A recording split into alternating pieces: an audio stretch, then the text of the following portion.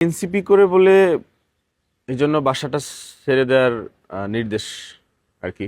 একটা বাড়িতে তো অনেকগুলো মালিক থাকে, তো একটা পক্ষ একটা না, দুই তিনটা পক্ষ আর কি খুব নানানভাবে ডিস্টার্ব করতেছে।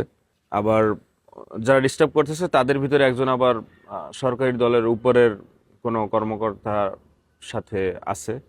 তো তার ভাতিজা না কিরকম যেন আর কি, তো ওই পাওয়ারটাও আছে সরকারি দলে থাকলে, যেটা হয় আর কি, পাওয়ার না দেখালেও পাওয়ার আইসা পড়ে। আর ব্যাপার হচ্ছে যে আমি একটা কোম্পানিতে হচ্ছে ব্র্যান্ড অ্যাম্বাসেডর ছিলাম। একদম মানে 300 টাকার স্ট্যাম্পে সাইন করা, 1 বছরের জন্য চুক্তিবদ্ধ ছিলাম। তো মানে 2 দিনের রাজনীতিতে দুই ত্যাগ, বিষয়টা এরকম। বাসা ছাড়ার নির্দেশের একটা ত্যাগ, আর সেই রাজনীতিতে আসলাম এই জন্য।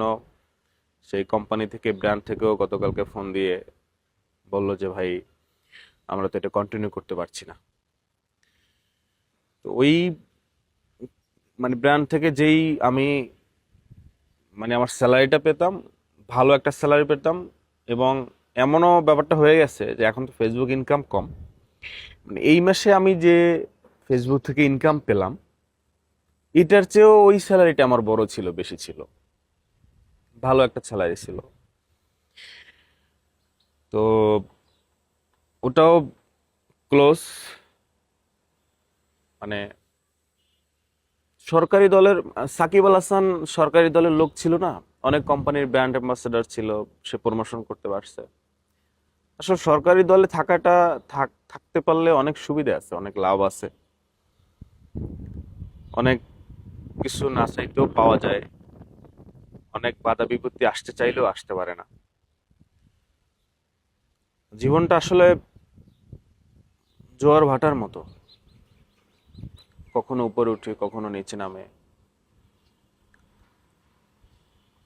এটা অবশ্যই আমার জন্য ধাক্কা,